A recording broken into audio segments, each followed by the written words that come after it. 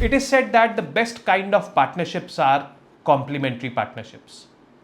What are complementary partnerships? Complementary partnership are those partnerships in which one partner is having access to something which the other partner is not having, and the other partner is having access to some other thing which this partner is not having. So this partner can give this partner that particular thing and vice versa. This kind of partnership is there between India and Japan as well. India and Japan share a complementary partnership.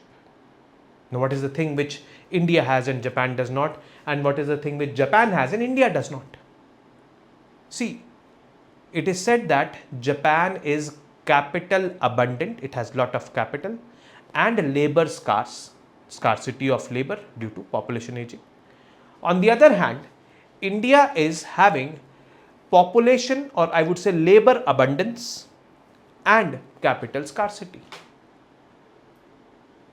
So Japan fills the gap of capital in India and India fills the gap of labor in Japan. And that is why this complementing partnership between India and Japan. Another aspect of complementing partnership between India and Japan is digital partnership. India has expertise in software development, whereas Japan has expertise in hardware development. So, they come together because the hardware cannot work without a software and vice versa. This complementary partnership between India and Japan is not only visible in each other's countries, like in India or Japan only, it is visible in other parts of the world also. Example, Africa. In 2017, India and Japan launched Asia-Africa Growth Corridor, which aims to develop infrastructure in Africa. This Asia-Africa Growth Corridor is a $200 billion project. This $200 billion will be invested by Japan. India will invest its labor and its diplomatic leverage which it has created in that continent. So, capital abundance, say $200 billion. Labor abundance, say labor. And this complementing relationship is there in Africa also. The main objective of Asia-Africa Growth Corridor is to counter China's presence also. And China is another converging point of India and Japan. So, this common point plus complementary partnership makes us very, very important partners in the 21st century, in Asia and in the world both. Both the countries are also part of Quad, which aims to secure the Indo-Pacific region. The aim of Quad is to establish a free and open Indo-Pacific, free from dominance of any country, open for trade for all the countries. This is I would say, elaborate description of free and open. Another converging point. But yes, our relationship has their share of challenges as well. So in this video, we will be discussing the key outcomes of the 16th India-Japan Summit, overall significance of India-Japan ties, and challenges between both the countries. I am Arpit. I teach international relations in Khan Global Studies, and this topic, although from current affairs, but yes, is also from international relations. That is why I am here to teach it to you. So let's get started with the key outcomes of the summit. So this summit was hosted in New Delhi, 2nd of July 2026. 1 year in India, 1 year in Japan. The 15th summit was in Japan. The Indian Prime Minister travelled over there. So Prime Minister Narendra Modi and Prime Minister Sane Takaichi. It was her first visit to India as the Prime Minister of Japan. And what did the Indian Prime Minister say?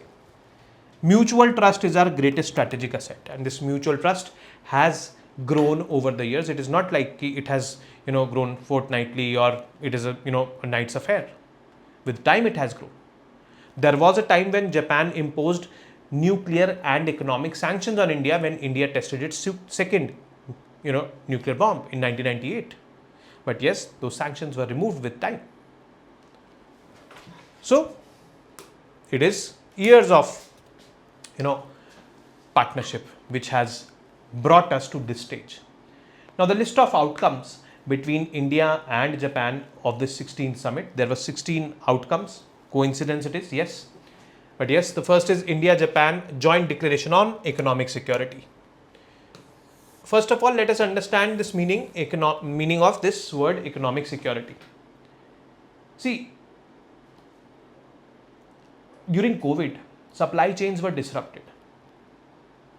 And these supply chains, nobody had a clue what to do. So, goods could not reach from one place to the other place. And, people were suffering. Then, major countries decided at that time, let us make our supply chains resilient to any shock which comes. So, economic security is all about enhancing joint resilience in the supply chains, and India and Japan are talking about supply chains related to semiconductors, critical minerals, information and communication technology, AI, clean energy and pharmaceuticals. There is a lot of engagement growing between both the countries at the G2G, means government to government level, and B2B, means business to business level. So yes, very important, making economic security. Second is India-Japan Joint Statement on Cooperation in the Field of Artificial Intelligence. Now this is the technology of the present and the future. So India-Japan AI initiative is there, according to which joint research and development will be there, and this is definitely going to be very strategic. Third was joint statement on energy resilience between Minister of Petroleum and Natural Gas and METI, Japan. So strategic stockpiling and reserve mechanisms for crude oil. Creating strategic petroleum reserves of crude oil in India, so that economic shocks like tensions in West Asia, when they happen, blockage of Strait of Hormuz happens, we have ample stockpiling of the crude oil. That is how the supply chains of crude oil will be made resilient. We have signed an MOU with Abu Dhabi National Oil Company for creating strategic petroleum reserves in India, and now we are talking with Japan also, because Japan has developed such kind of reserves in Japan. Then we celebrated the 75th anniversary of India-Japan diplomatic ties, 2027, the 75th anniversary, and we are calling 2026 as India-Japan Year of Shared Horizons. Then Memorandum of Cooperation for India-Japan Cooperative on Biogas for Growth. Cooperative Biogas for Growth. Biogas is, I would say, kind of biofuel, clean fuel or cleaner fuel we can say. Okay. Cooperation towards the goal of establishing 1000 biogas and organic fertilizer plants all across India. Japan will be doing it.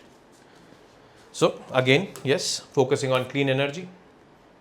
Then Memorandum of Cooperation in the field of batteries. Why batteries? Because solar power, we need batteries. EVs, adoption of EVs is increasing, we need batteries. So battery related projects, or I would say demand of batteries will increase. So we need collaboration. Then Memorandum of Cooperation in the field of pharmaceuticals and medical devices sectors, where we talked about active pharmaceutical ingredients. These are kind of the raw materials which are used for making the medicines, and the key starting materials, KSMs. These are, in some medicines, these key starting materials make APIs, and APIs are used for making the final medicine. So we can consider key starting materials as elementary raw materials. So yes, for this purpose, an agreement was there. Memorandum of Cooperation in the field of geology and mineral exploration. Upstream critical minerals. So critical minerals are those minerals which are very critical for socio-economic development,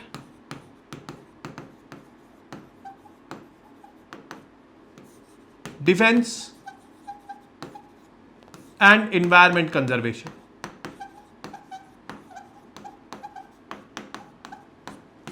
So these kind of minerals are categorized as critical minerals. So we have partnered for critical minerals with them as well. Then Memorandum of Cooperation between India AI Mission and Ministry of Economy, Trade and Industry, Japan, for India AI mission and Japan's GENIAC initiative. So as mentioned earlier, we are collaborating for technology, that is technology of the present and the future, that is AI.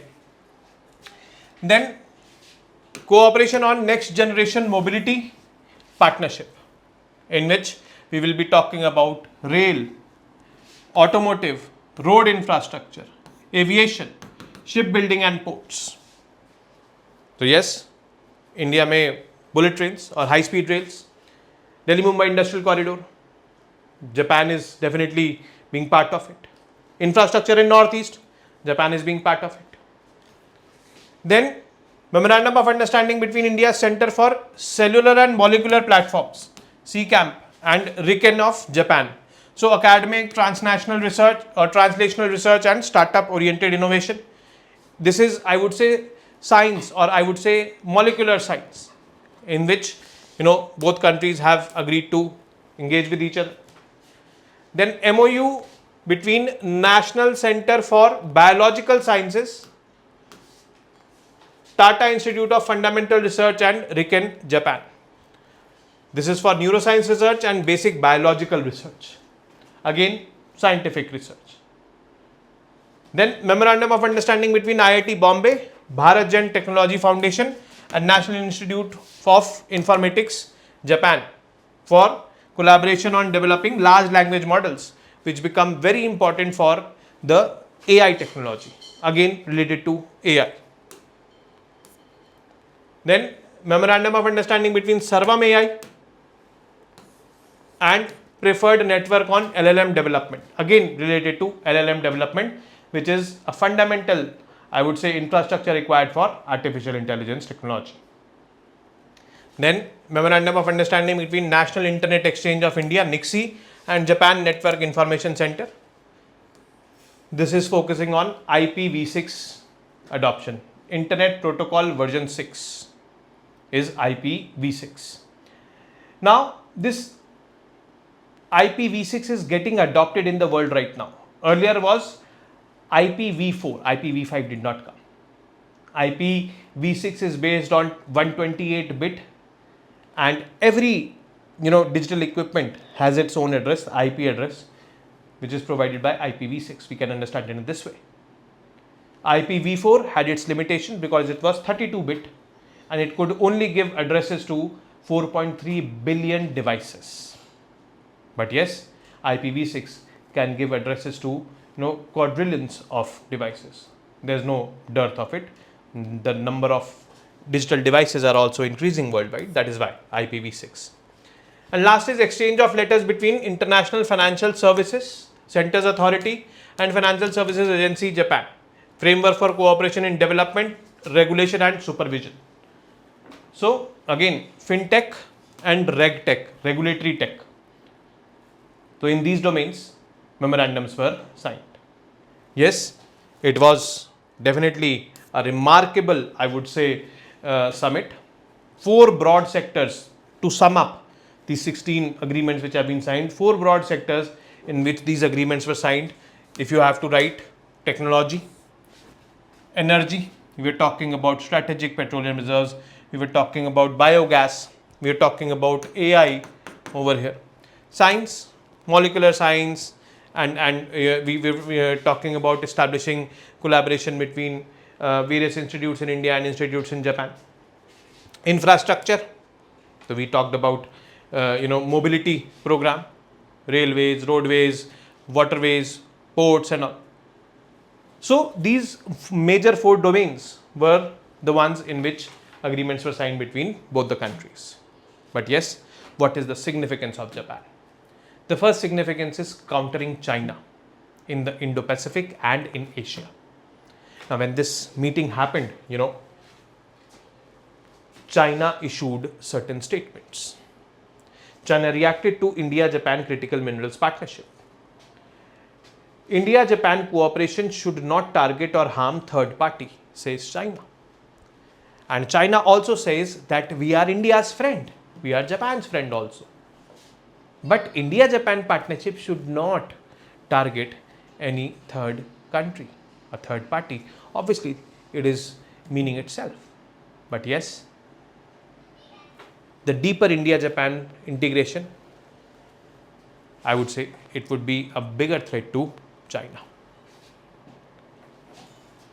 Next is India and Japan have complementary relationship on multiple aspects. India is labor abundant and capital scarce, whereas Japan is capital abundant and labor scarce. Discussed it. India has gained expertise in software, Japan in hardware. Already discussed this. Japan is one of the most crucial trading partners of India in Asia. Trade between India and Japan is somewhere around, I would say, $22 billion. And Japan has a trade surplus in India. Means Japan exports more to India. Next is Japan can be one of India's key partners in Make in India, especially in defense. In 2016, when Donald Trump became the president of USA for the first time, he said that why does Japan, like country, need USA's military, I would say, support. USA and Japan have signed military agreement with each other, which is based on collective defense.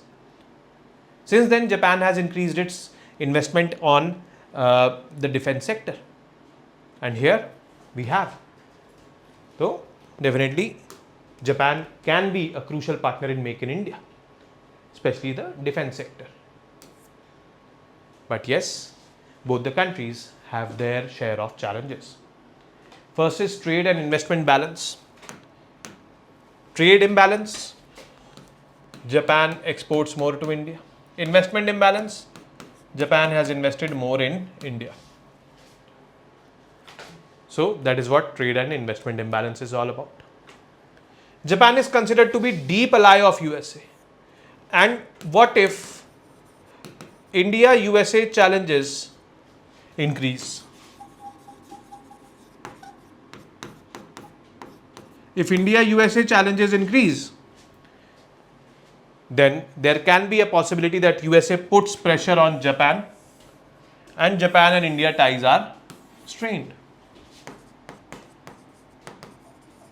That is why deep ally of USA is a problem. Then last is non-tariff barriers for trade. Barriers for trade can be of two types. This is India, this is Japan. Trade is this. Barriers can be of two types. Trade barriers, tariff barriers. Tariff barriers if the tariffs are high. Okay. If the tariffs are high, but that is not the case in case of India and Japan, because India and Japan have signed a CEPA with each other, Comprehensive Economic Partnership Agreement. In 2011 we signed it. So tariffs are not high in trade. Second type of barriers are non-tariff barriers. Means barriers apart from tariff. What are these? We exported fisheries to Japan and we applied some anti-ripening agent on that fisheries. That anti-ripening agent is not acceptable according to the standards of Japan. And Japan said that we are not taking this consignment. We are not taking this fisheries into our country. It is rejected. So it is rejected. It has to come back. These type of barriers are referred to as non-tariff barriers. And Japanese, they are very crazy people for quality. They will not compromise on their standards. That is clear. And Indians are like, "Aye, chalta hai." It is not like the case with Japan. So, this is the third challenge between India and Japan. Yes, what should be the way forward? Economic ties with the focus on balancing the trade between both the countries means trade deficit should reduce. Balancing China and Russia, definitely both are important for India. I would say both are important for Japan also. So we need to balance them. Realizing the true essence of our strategic global partnership, like Asia-Africa Growth Corridor has been on back burner. We need to, focus on it. and we need to start implementing it. Otherwise, China will eat the cake in Africa and you will see. We'll keep on watching. We need to truly live up to our strategic and global partnership. And last is enhancing cultural and people-to-people ties. Buddhism is the connecting link over here. Tourism definitely has immense potential, as tourism by Indians in Japan is on the rise. Japan is becoming a favored destination. So yes, definitely this needs to be taken forward. More Japanese need to be visiting India. And see, this partnership is not built overnight. It has taken years to be shaped like this. And obviously, it will take immense efforts from now to be sustained like this. So, we both need to focus upon the sustainment, or I would say the expansion of ties, deepening of ties, keeping each other's interests in mind and considering each other's situations in mind. So, this is it from this topic. I'll be meeting you for other videos and other topics related to IR and current affairs. Till then, you guys very well know what to do. Keep studying, keep reading, keep writing, and most importantly, keep revising. Namaste, Jai Hind.